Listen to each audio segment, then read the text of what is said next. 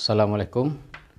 Hari ini saya buat live seorang-seorang sebabnya mungkin pelajar-pelajar saya tak tahu yang saya tak inform awal-awal lah untuk live ni sebab pagi tadi ada hal, jadi saya tak boleh nak start on time pukul 8.30. So now saya buat live. Kalau secara kebetulan ada yang masuklah. Rupanya ada juga yang masuk. Okey. Boleh dengar tak suara saya? Can you listen to me? Boleh dengar? Can you hear my voice? Sebab saya nak test suara dulu. Kalau nanti cakap-cakap sejam, tiba-tiba tak boleh dengar, rugi pula kan masa. Okey, boleh. So, kita start dengan topik hari ni. So, yesterday we talk about, kita bercakap semalam, kita bercakap tentang unit trust ataupun mutual fund. Jadi hari ni mutual fund basically kita dah habis dah. We have covered the necessary topics for mutual fund. Yesterday we talk about what is mutual fund, the concept of mutual fund, and then kita bercakap pasal the NAV and net asset value of mutual fund, dan kemudian kita bercakap pasal types of mutual fund, ada open ended and closed ended. Jadi dan the pricing of mutual fund. Jadi hari ni masih lagi, if you look at the syllabus, we are still in topic 9, topik nombor 9 of your syllabus, iaitu topik tu mutual fund and warrants. So yesterday we covered mutual fund. So for this morning we will cover warrant. Okay. Sebenarnya macam as I mentioned yesterday, mutual fund and warrants are two different topics sebenarnya. Dia tak related pun.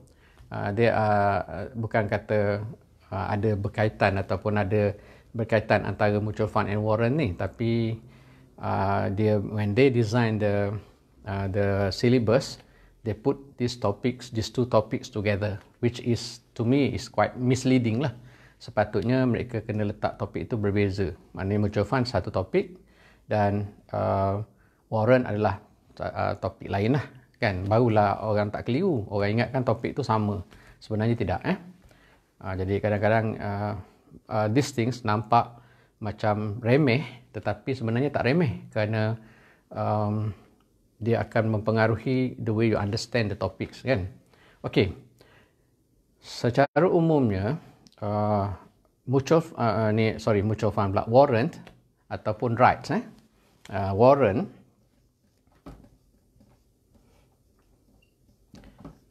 rights, dan option. Dia ada tiga ni. Sebenarnya ada lagi yang lain, tetapi yang biasa yang kita belajar, yang commonnya adalah tiga ni, warrant, right and option ni.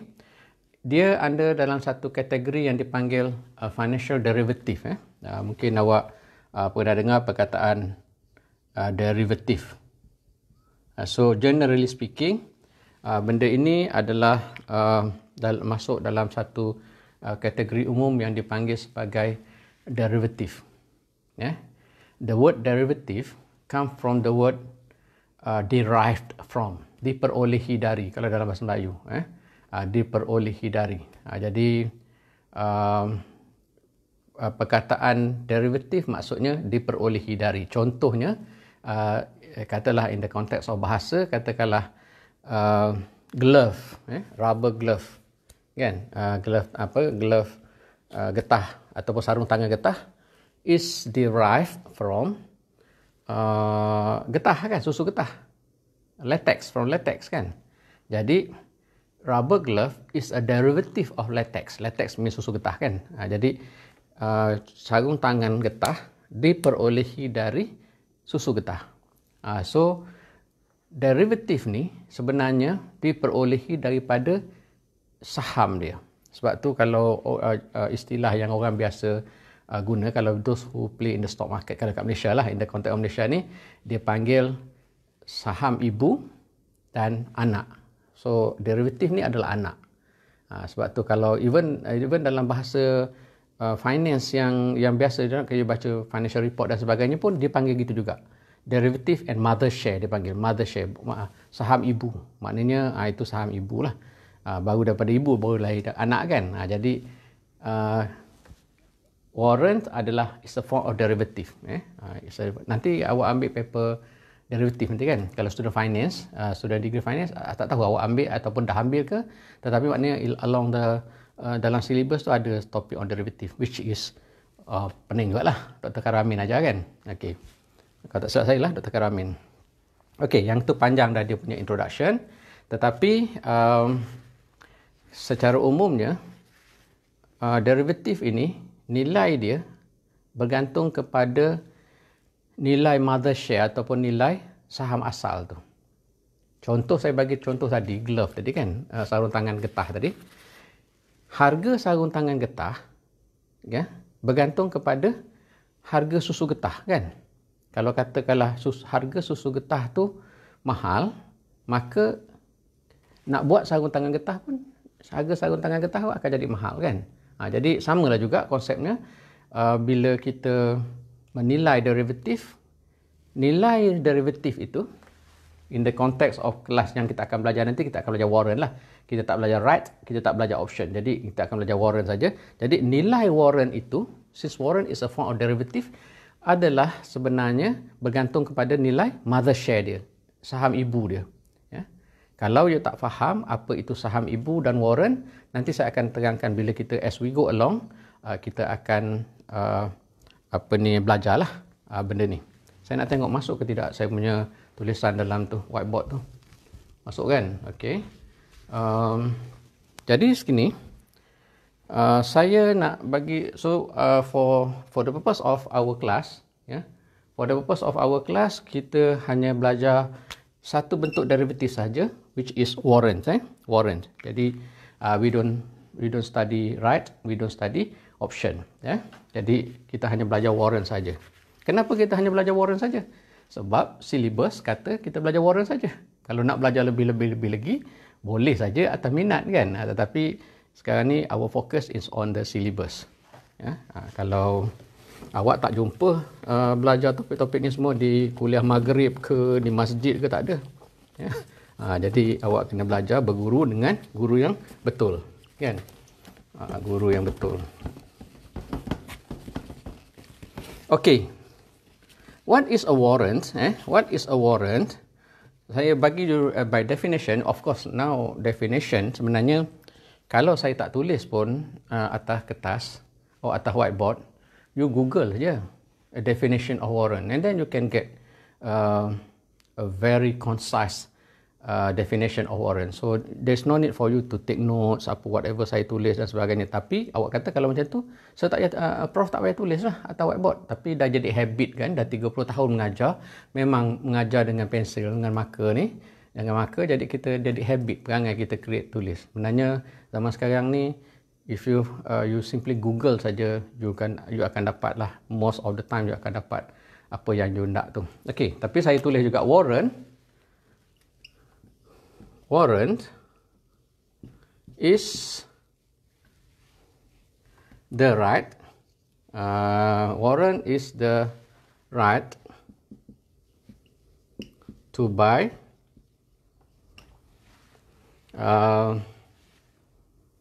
a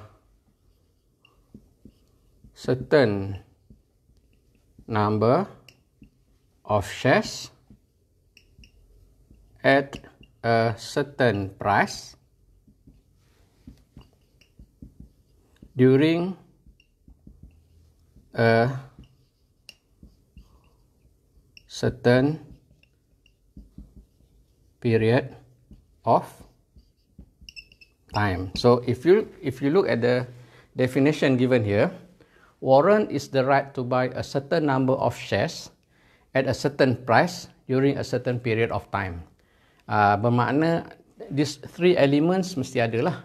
Tiga elemen on warrant ini mesti ada, iaitu hak untuk membeli sejumlah saham pada satu-satu harga yang tertentu, pada satu-satu tempoh yang tertentu. So, mesti ada 3 elemen.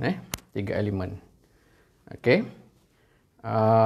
Dan satu saya sebut juga warrant ini kadang-kadang dipanggil detachable warrant. Samalah. Detachable maknanya boleh pisahkan. Boleh pisahkan. Ataupun boleh, detachable maknanya boleh pisahkan. Kan? Kalau you imagine selalu kadang-kadang kita ada macam kupon ke apa kan. Kupon yang kita boleh guna 5 kali. Kupon KFC ke McD. Katalah you ada kupon. And then setiap kali you nak dapat diskaun, you tarik satu kupon kan. So itu panggil detachable. Boleh pisahkan. Walaupun ada 5 kupon, tapi sekali masuk restoran tu, you nak guna 1 kupon saja kan. So you tarik kupon tu, maka itu dipanggil detachable. Boleh pisah. So, you pakai 1 saja walaupun you ada 5 kan. Itu detachable maksudnya. Jadi, dekat sini, warrant ini sebenarnya katakanlah saya bagi contoh. Katalah saya bagi contoh. By the way, masa bila, saya bagi contoh dulu lah kan, saya terangkan. Katakanlah sebagai contoh kan. Katalah sebagai contoh, syarikat ABC ataupun ABC Company, ABC Company Berhad has issued a warrant. Katakanlah warrant tu 3 elemen ni kena ada iaitu price. Price itu dipanggil dengan nama strike price. Strike price ataupun juga dipanggil dengan nama exercise price. Exercise price ataupun strike price. Jadi kadang-kadang dia guna istilah strike price, kadang-kadang dia guna exercise price. Kemudian katakanlah dia ada 3 elemen. Satu adalah harga. Elemen yang kedua adalah number of shares. Yang ketiga adalah period, tempoh.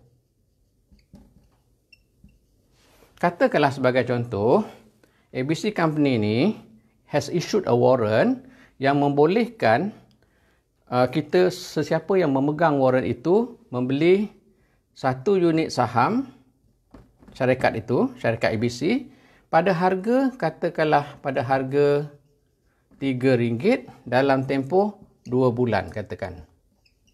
So, katakanlah sebagai contoh, sebuah syarikat by the name of ABC Company has issued a warrant that enable the warrant holder ataupun pemegang warrant, siapa-siapa yang pegang warrant, membeli satu unit saham ABC pada harga RM3. In this case harga RM3. Harga yang RM3 itu dipanggil strike price ataupun exercise price dan dalam tempoh katakanlah 2 bulan.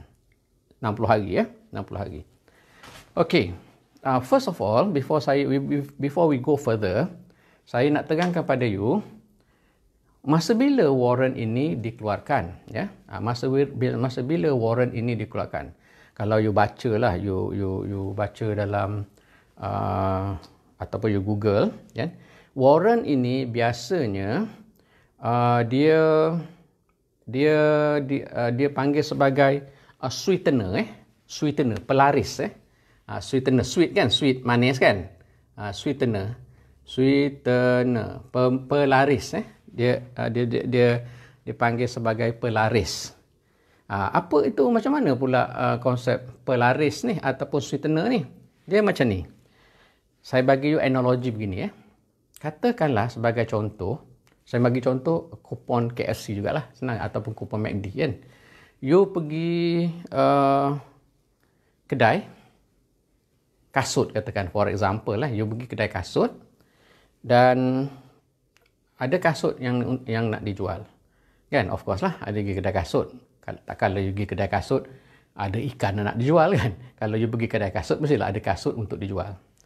Jadi toke kedai tu, the owner of the shop bagi tahu kita macam ni, cik beli kasut ni sepasang harga RM100 katakan. You buy a pair of shoes at RM100. Dan kalau cik bayar harga kasut ni RM100, kami akan bagi cik kupon. Kupon yang membolehkan cik pergi ke mana-mana restoran KFC dan bayar boleh gunakan kupon ni. Contohnya begitulah. So, in this example, kupon KFC ataupun kupon McD yang disertakan sekali dengan pembelian kasut itu bertindak sebagai pelaris kan. Jadi pun ada mungkin setengah orang akan mula dia 50-50, dia tak apa nak beli kasut tu, tapi baguslah beli kasut ni dapat kupon RM20 kan. Boleh pergi KFC makan free. So kupon untuk membeli KFC itu, that is pelaris or sweetener. That is pelaris. Samalah juga konsepnya, warrant ini biasanya dikeluarkan ataupun disertakan sekali dengan pengeluaran bond. Remember, walaupun we have not touched the topic of bond secara mendalam dalam kelas ni, in my series of lecture, this is my 7th series kan, siri yang ke-7. Jadi dalam siri pertama sampai siri ke-6, kita tak sentuh sangatlah tentang bond ni. So hari tu ada saya cerita pasal menyentuh hati kan, di mana kisah menyentuh hati pesakit, doktor tu pergi merawat pesakit, buat operation dan pegang hati pesakit. Maka itu adalah kisah yang menyentuh hati. Okey, yang tu cerita lama.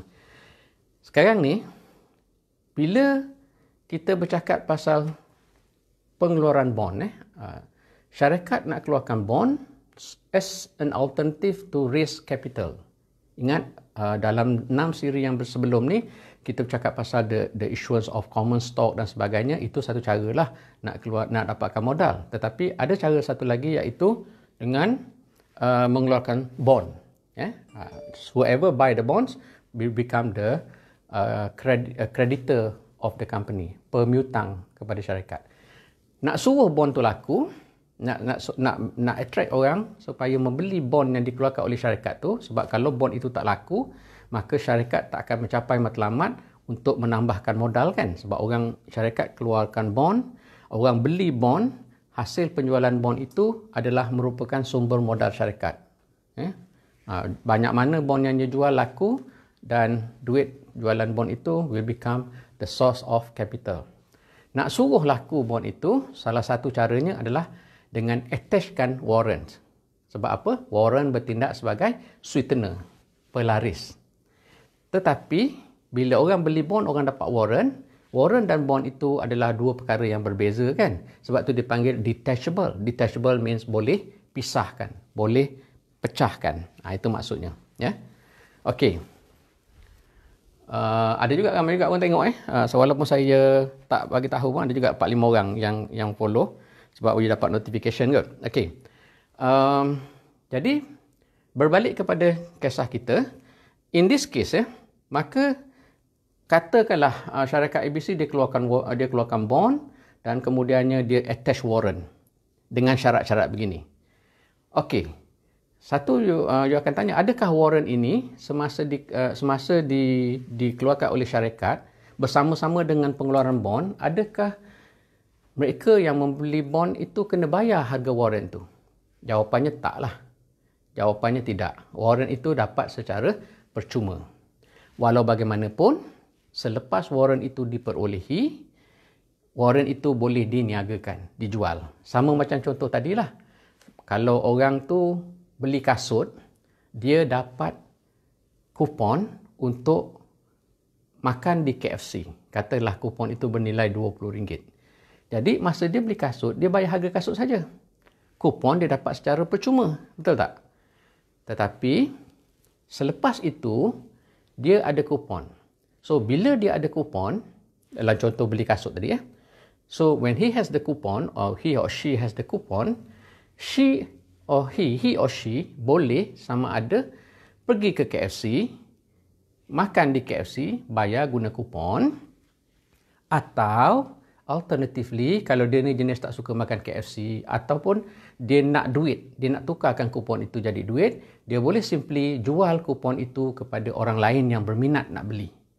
Orang lain kata, engkau dapat kupon KFC? Ya, tapi aku tak suka makan KFC, memang tak boleh. Aku suka makan kedai ayam goreng biasa je. Okay, you sell the coupon to me. Somebody offer untuk beli kupon daripada kita yang kita tak suka pergi KFC tadi kan. Samalah juga konsep warrant ini. Pada ketika warrant itu dikeluarkan bersama-sama dengan bond, warrant itu diperolehi secara percuma, free of charge. Tetapi, Alang ada kerja? Sekejap aja dalam 10.30 itu. Okey. Kalau sekiranya mula-mula sekali kupon itu, warrant itu diberi secara percuma bersama-sama dengan pengeluaran bond. Tetapi bila warrant itu dah diperolehi, maka pemegang warrant itu boleh memilih sama ada melaksanakan his warrant, exercise his warrant. Kalau melaksanakan maksudnya apa? Maksudnya dia akan beli saham syarikat ABC sebanyak satu unit dengan harga RM3. Of course lah kalau you beli, ini saya bagi contoh yang simple lah, satu unit. Tapi kalau you ada banyak warrant, sampai 1,000 warrant, you boleh beli 1,000 saham ABC kan. Dengan harga RM3 pada dalam tempoh 6 bulan. Sebab warrant ini dia ada tempoh dia, expiry period. Once the warrant has reached the expiry period, the warrant is no longer valid lah. Macam kupon lah juga tadi. Kita beli kasut, tokai kedai bagi kupon KFC, dia bagi kupon ini valid sehingga contohnya lah sehingga 31 Disember 2020. Maknanya kalau you tidak guna kupon itu ataupun you tak jual kupon itu pada orang lain sehingga tarikh luput dia panggil tarikh luput, expiry date, maka kupon tu tak boleh pakai dah lah kan. So sama juga. So the same concept. You can no longer use the coupon after the expiry date. So dalam kes warrant pun sama. You can no longer use the warrant after the expiry date. Selepas tempoh tamat. Okey. Saya nak tengok kalau ada yang tengok live ni, ada 4-5 orang yang tengok live ni, kalau ada soalan. Ada 3 orang dah tinggal. Okey. Kalau tak ada soalan, dah 3 orang ni saya rasa semua faham tu kot yang 3 orang ni. Dan sekarang ni saya nak cerita pula masa bilakah tempoh ataupun masa bilakah masa yang sesuai untuk seseorang yang memiliki warrant melaksanakan warrant itu. Ini saya nak cerita sekali. Bagaimanakah ataupun when is the right time for you, let's say you are the warrant holder ataupun pemegang warrant, masa bilakah you nak laksanakan warrant itu. Apa maksud laksanakan? Maksudnya adalah you beli saham ABC, in this example satu saham lah, untuk pemudahkan contoh saya bagi you satu saham dengan harga RM3 dalam tempoh 2 bulan. Okey. Saya erase yang ni dan ni you simpan dalam nota you. Strike price ataupun harga exercise adalah RM3. Bilangan saham yang boleh dibeli adalah satu unit, satu saham, dan tempoh adalah 2 bulan. Okey.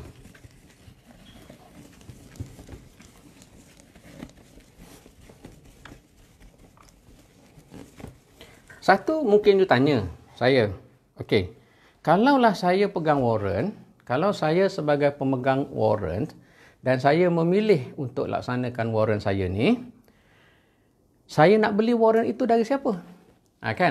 Saya nak laksanakan warrant. In this example, I can buy 1 unit of warrant at the price of RM3, kan? So where do I go to buy the stocks using my warrant? By the way, saya nak bagi tahu you perkataan warrant tu, warrant sebenarnya dalam penggunaan biasa banyak kan. Kalau macam contohnya ni cerita sikitlah asal usul perkataan warrant ni. Contohnya adalah kalau polis datang rumah kita, kan? Polis datang rumah kita. Kita contohnya kita ni bawa kereta melepasi had laju, kena speed trap, kita melepasi had laju, patutnya polis saman kita, and then kita boleh saja dikompaundkan. Compound maknanya tak payah pergi mahkamah lah.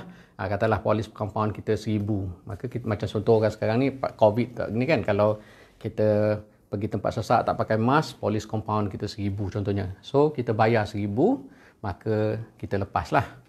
Tapi katakanlah Dan tempoh compound ni dia ada bagi masa lah.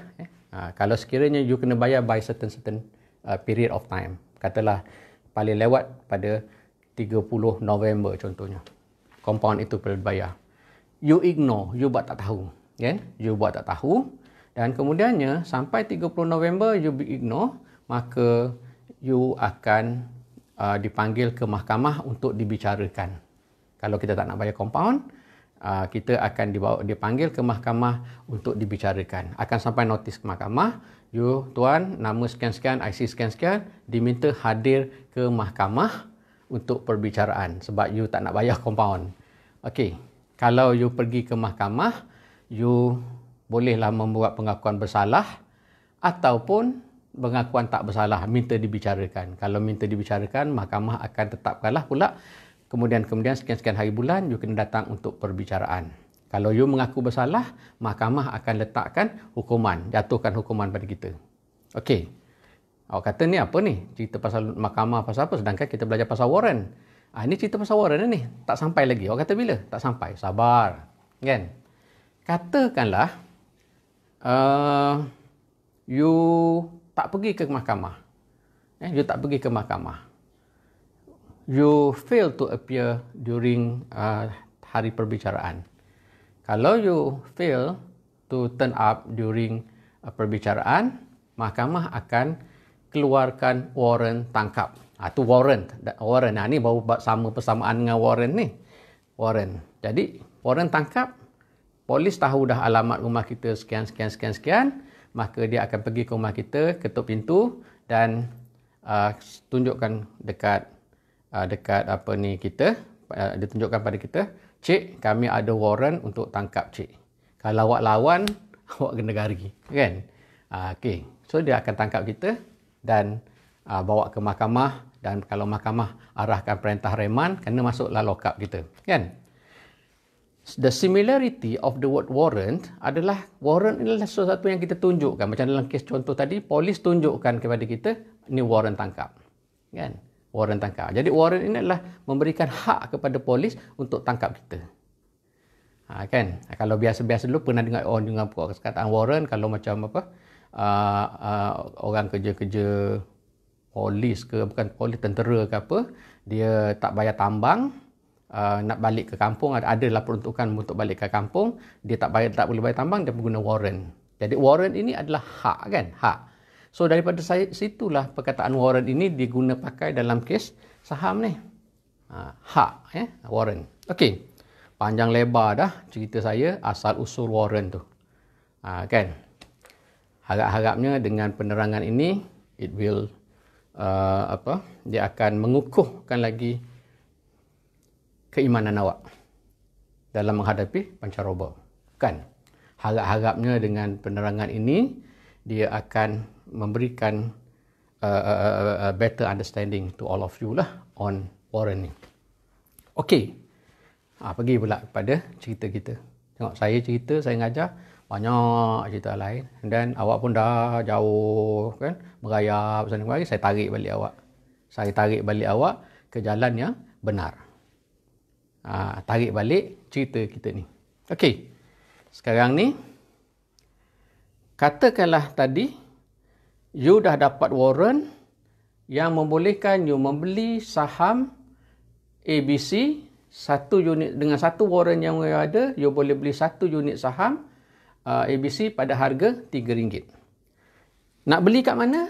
Nak belinya adalah beli daripada ABC lah. Syarikat lah, daripada syarikat. So you beli, you ada tunjuk warrant dan you membolehkan membeli saham itu dengan harga RM3 dari syarikat ABC.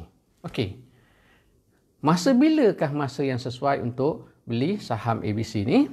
Okey, saham ABC ni sebenarnya pada ketika ini telah pun berada di pasaran.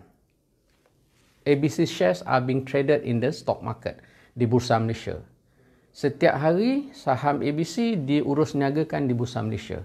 So when the stock is traded in Bursa Malaysia, harga dia fluctuate, harga saham ABC ini turun dan naik seperti juga harga-harga saham lain, depending on banyak faktor lah.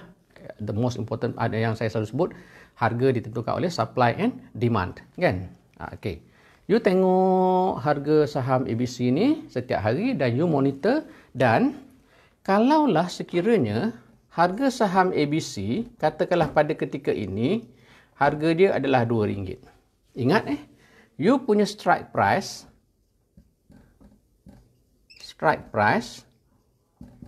adalah RM3. Kan? Harga pasaran RM2.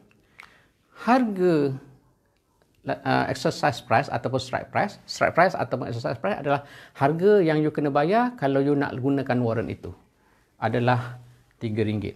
Pada ketika ini tak logik lah bagi seorang pelabur yang rasional untuk menggunakan warrant dia. Kenapa? Kalau pakai warrant you kena bayar RM3. Why should you spend RM3 to buy the company stock, sedangkan di pasaran you boleh bayar RM2? Kan? Contoh dia kalau katakanlah dalam contoh kupon tu, katakanlah cik boleh beli dengan kupon kami ni, cik boleh beli KFC bucket dengan harga RM30, contohnya lah kupon. Cik boleh beli harga RM30. Awak pergi ke KFC, rupanya KFC bucket harga dia cuma RM20 saja. So, kupon yang awak dapat ni tak bernilai lah. Kenapa tak bernilai? Sebab tak ada kupon pun boleh bayar dapat RM20. Buat apa guna kupon? Guna kupon lagi mahal, RM30. So, kupon itu become worthless, tak bernilai. Samalah juga konsep warrant ni. Kalau sekiranya strike price RM3 dan exercise dan market price adalah RM2, maka kupon itu bukan kupon lah, dalam kes ini warrant lah, we become worthless, tak bernilai. Kan? Situasi ini dipanggil dalam bahasa warrant ini dipanggil the warrant is out of the market. So this warrant is out of the market. Out of the market maksudnya warrant itu tidak ada nilai pun. Tidak ada nilai. Okey. Kalau dalam situasi begini, if the warrant is out of the market, or warrant itu tak ada nilai, what should you do? Okey. You tengok di situ, bila tempoh warrant ini expire. Kan? Warrant ada expiry date kan? Dalam contoh kita tadi, tempoh pelaksanaan warrant adalah 2 bulan kan? 2 months. Jadi, kalau sekiranya expiry date tu lambat lagi, all you need to do is just wait, tunggu, dan berharap bahawa satu hari nanti, bukannya satu hari, di hari raya, satu hari nanti, harga saham ini akan meningkat, naik.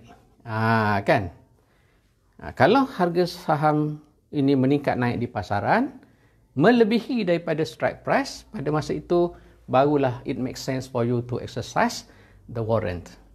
Jadi kalau dalam contoh ni, katakanlah contohnya, walaupun strike price you adalah RM3, tapi harga dia dah menjadi, harga saham di pasaran dah jadi RM5. Dah jadi RM5 contohnya. Dalam keadaan begini, barulah it makes sense for you to exercise the warrant. Barulah kita rasa betul lah, wajar lah untuk kita laksanakan warrant itu. Apa maksud laksanakan warrant itu? You buy the warrant dengan harga yang you layak dan kemudian you untung. So dalam keadaan gini, you buy one share kan pada harga RM3 dan you kena bayar RM3.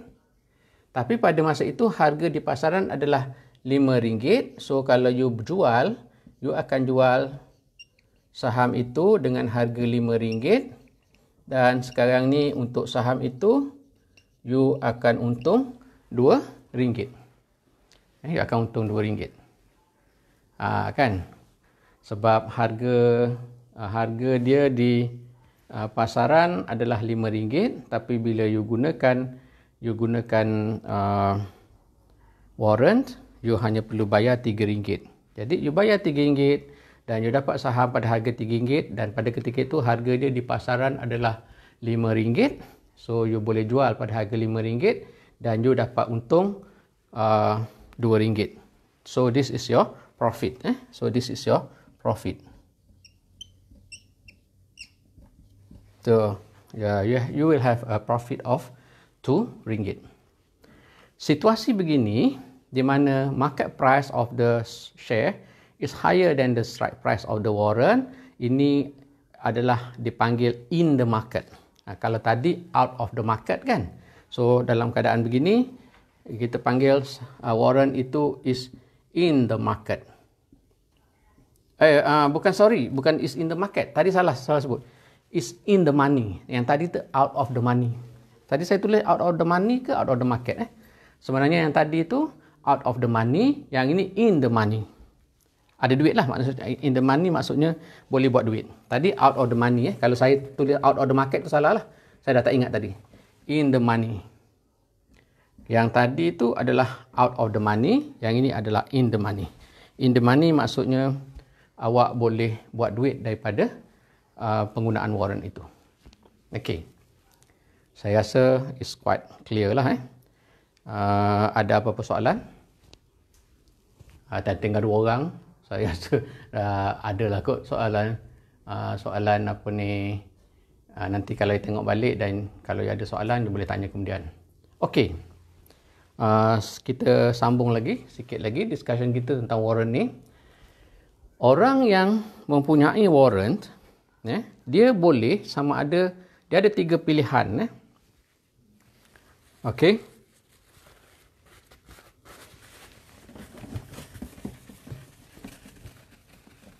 There are 3 choices for a warrant holder ataupun pemegang warrant. There are 3 choices of warrant holder. Pemegang warrant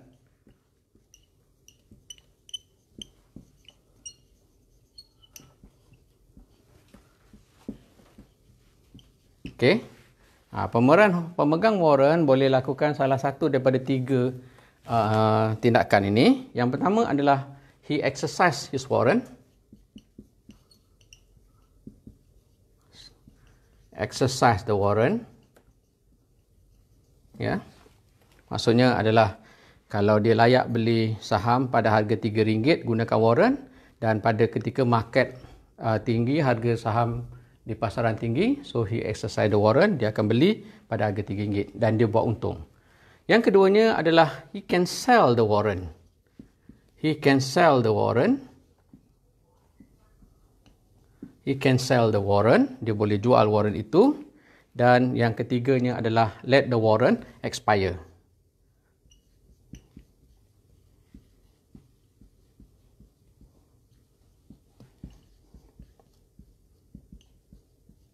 Okay, out of these 3 choices, of course, this choice should not be practice. Yang ini adalah pilihan yang paling kita tak patut buat lah. Macam saya bagi contoh tadi, kalau you beli kasut, dapat kupon beli KFC dengan harga yang murah, bucket dengan harga murah, bukan dengan harga murah, dengan harga RM30. Kalau pun you tak nak guna kupon tu, you jual lah pada orang lain. Kan? Kalau you guna kupon itu, maknanya you exercise the warrant. Kalau sekiranya you tak mau exercise, you boleh jual pada orang lain. At least you dapat some money kan? You dapat duit. Kalau yang pilihan yang ketiga ni, membiarkan saja warrant itu expire, adalah pilihan yang paling tak bijak lah. You tak akan dapat apa-apa. Okay. Sekarang ni, kita kalau yang exercise the warrant, tak ada masalah. Ini tadi kita dah tunjuk contoh kan? Harga saham RM5, tapi dengan guna warrant dapat RM3 beli. So kita beli RM3, jual balik di pasaran dan kita untung RM2. So itu kalau sekiranya dia exercise the warrant. Bagaimana pula kalau sekiranya dia nak jual warrant itu? Okay. Sekarang ni, the second alternative is if the warrant holder ataupun pemilik warrant itu memilih untuk menjual, soalannya adalah pada harga berapakah warrant itu patut dijual? At what price should the warrant be sold? Okay, di sini ada kaedah dia, iaitu kaedah mengira nilai warrant ataupun formula dia adalah the theoretical value of the warrant. Nilai teori warrant. Theoretical value of a warrant. The theoretical value of a warrant.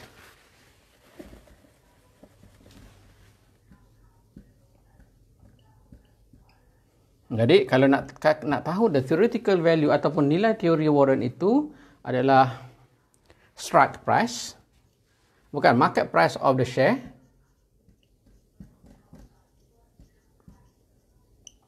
minus strike price,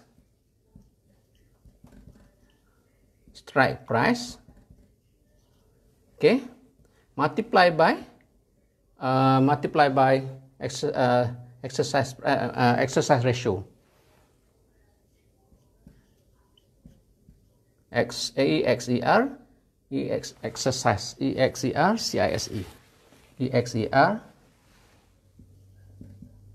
Exercise ratio. Okay, market price of the share minus strike price of the warrant multiplied by strike ratio, exercise ratio. Dalam contoh tadi, di mana harga saham adalah RM5, strike price RM3 dan exercise ratio adalah 1. Exercise ratio maknanya dengan satu warrant tu boleh beli berapa saham kan? Dalam contoh kita tadi ada 1. Jadi kita akan dapat 5 iaitu market price of the share, tolak dengan 3 iaitu strike price of the warrant, darabkan dengan 1 exercise ratio, iaitu dengan satu warrant kita boleh beli satu saham, maka 5 tolak 3 2, 2 darab 1 adalah 2. So this is the theoretical value of the warrant, RM2 RM2. So this is the theoretical value of the warrant, RM2. Okay, maksudnya sini kalau you nak jual warrant itu, you sepatutnya you jual warrant itu dengan harga RM2. Contoh ginilah, kalau you ada kupon untuk beli bucket KFC dengan harga RM30, kan? Di KFC, orang yang beli bucket tanpa bucket meal tu, tanpa kupon, dia kena bayar katakanlah RM35. Ya, dia kena bayar RM35. Kalau ada kupon, kena bayar RM30. Awak tak nak guna kupon tu, tapi awak nak jual pada orang lain. Jadi awak kena jual pada harga RM5 lah. Sebab apa? RM30 campur dengan 5, RM35. Harga KFC tu kan. Itu secara teorinya begitu. Tapi mungkin in reality orang kata, buat apa saya beli kupon dengan awak harga RM35, sedangkan kalau saya tak pakai kupon pun saya dapat RM35 juga kan. Jadi it doesn't make sense lah. Jadi mungkin kita nak jual pada dia, kita kena jual RM33 agaknya. Kalau kita jual RM33, kalau kita jual RM33, maka ini contoh tadi tak boleh pakai ya, sebabnya begini. Saya ulang balik semula, contoh tu a little bit confusing. Katalah awak dapat kupon untuk beli KFC pada bucket pada harga RM30. Saya ulang balik contoh, RM30. RM30 kan? Kalau tak ada kupon, kita boleh beli dengan harga RM35. Jadi, kalau kita nak jual kupon kepada orang lain, kita kena jual pada harga RM35. Baru betul. Tetapi orang tu secara logik ni dia kata, buat apa saya beli kupon daripada awak RM35, sedangkan dekat KFC pun tak ada kupon pun saya kena beli, saya bayar RM35 juga. I might as well pergi aja ke KFC, tak payah beli kupon daripada awak dan saya bayar RM35. Kan? Contohnya begitu. Kalaulah kita ada kupon, kita nak jual kepada orang yang nak pergi ke KFC dengan bucket, dengan kupon kita beli bucket RM30, jadi kita jual kat dia RM32 kupon tu. Jadi dia bayar kat kita RM32 kupon tu, dan dia pun pergi dekat KFC, maka dia hulurkan kupon tu dekat kaunter, maka dia dapat bucket dan dia jimatlah RM3 dalam kes ini. Ya, sebenarnya contoh kupon KFC dan juga warrant ini sebenarnya ada sedikit tak sama lah. Tapi konsepnya tu saya nak you faham. Konsepnya sama. Okey, ada sedikit ketaksamaan tetapi konsepnya begitu. Maksudnya dekat sini, berbalik kepada lecture saya ni adalah warrant ini kalau you nak jual, you kena jual pada harga RM2. Dalam kes inilah, dalam senario begini. Market price dia RM5, exercise price adalah RM3. So warrant itu nak jual, you kena bayar. Bukan kena bayar, orang tu kena bayar kat kita RM2. Okey. Tetapi, ya, kadang-kadang people are willing to pay more. People are willing to pay more than RM2 to get the warrant. Ni awak pun pelik. Kenapa macam tu? Saya bagi contoh bucket KFC tadi tu.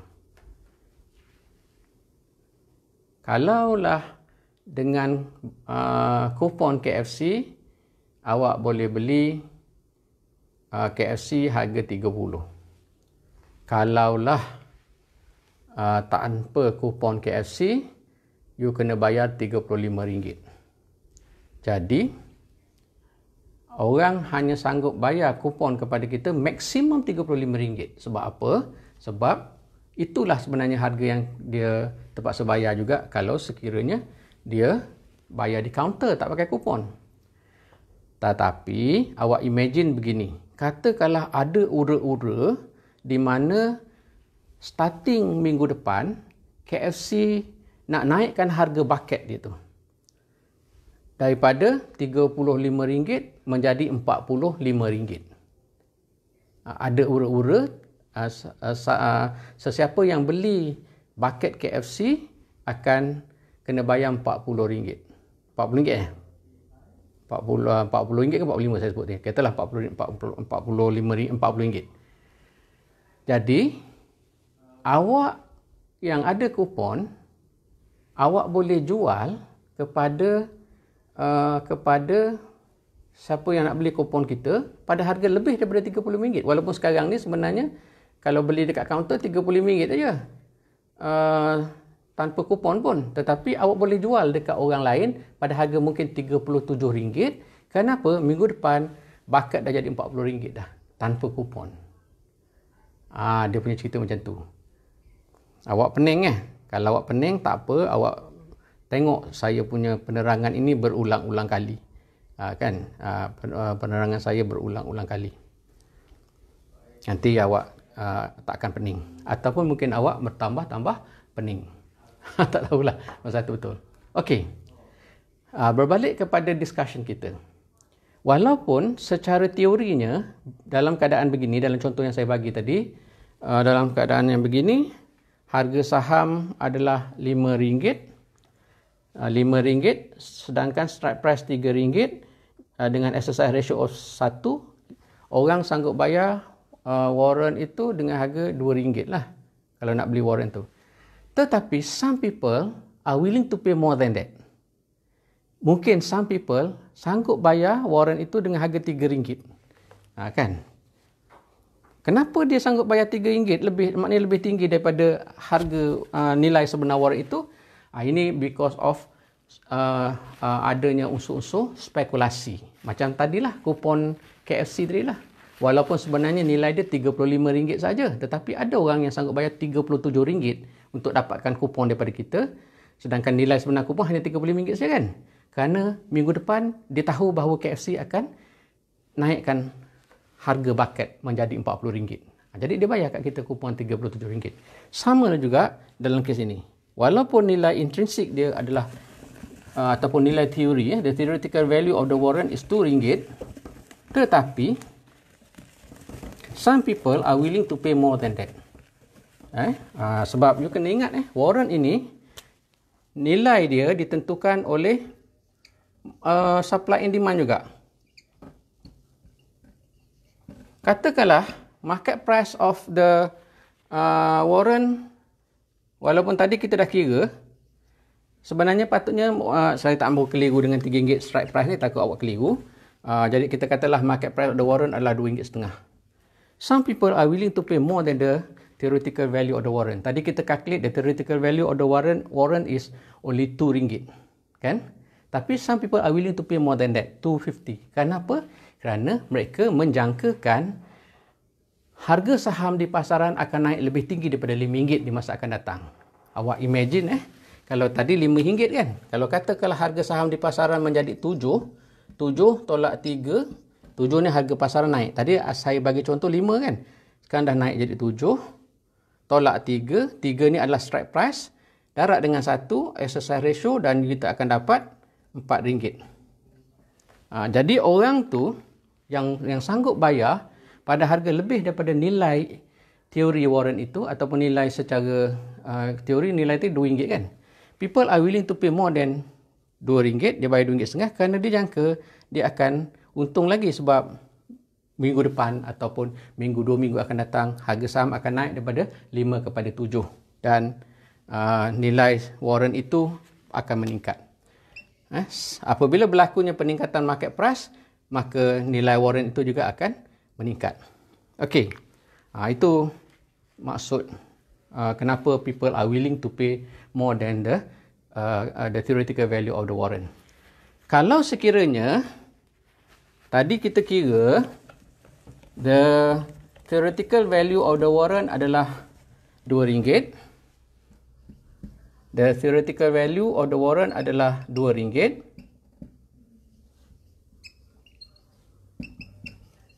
Sedangkan the market price of the warrant adalah RM2.50, maka yang 50% ini adalah dipanggil sebagai the warrant premium. Ini adalah dipanggil premium warrant.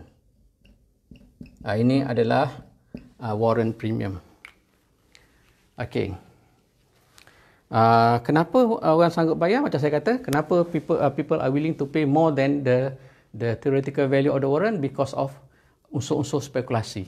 When people expect the market price of the stock to increase. Lagi tinggi harga saham di pasaran naik, lagi tinggilah nilai warrant itu. Macam contoh saya bagi KFC tadi. Kalaulah KFC naikkan harga bucket itu daripada 35 naik 40, kita punya kupon dah mahal kan? Dah mungkin dah jadi RM37. Tapi kalau katakanlah KFC decide nak naikkan harga bucket itu daripada 35 menjadi RM50, RM15 naik. Lagilah mahal kupon kita tu jadinya. Kupon kita akan menjadi lebih bernilai. Sebab apa? Pakai kupon kita masih lagi boleh beli bucket dengan harga 35. Tak ada kupon kena bayar 50 kan? Jadi the value of the warrant will increase as the market price of the share increase. Cuma satu you have to keep in mind bila kita lakukan pembelian warrant ini, you have to watch bila warrant itu expire. Sama macam contoh kupon KFC tadi. Walaupun you kata dia akan naik lagi RM50 bucket apa semua, tetapi awak punya kupon dah nak expire dah. Tinggal lagi 2 hari nak expire ataupun tinggal 3 hari nak expire. Tak gunalah juga. Walaupun kita kata kita boleh guna kupon, boleh beli RM35 sebab kenaikan harga bucket yang menjadi RM50 itu berlaku katakanlah 2 minggu dari sekarang. Jadi samalah juga konsepnya. Kalau sekiranya you membeli warrant atau menilai warrant, you kena ambil kira juga tempoh masa tu. Sebab tu warrant ini lagi dekat nak expire, lagi kurang dia punya nilai dia, lagi rendah nilai dia. Sebab warrant tu bila dah expire dah tak ada guna 1 sen pun. Kan, tak guna 1 sen. Awak akan tanya, dekat mana kita beli dan jual warrant ini? Kita boleh beli dan jual warrant itu di Bursa Malaysia juga. Kalau nanti you play Bursa Marketplace punya game, you akan nampak warrant itu biasanya dia akan tulis. Contohnya kalau warrant untuk CIMB kan, contohnya CIMB, kemudian dia akan mungkin next week saya akan share with you soalan-soalan on mutual fund dan juga soalan-soalan on warrant untuk kita discuss dalam kelas. Okey, sehingga kita berjumpa lagi. Assalamualaikum warahmatullahi taala wabarakatuh. Bye bye.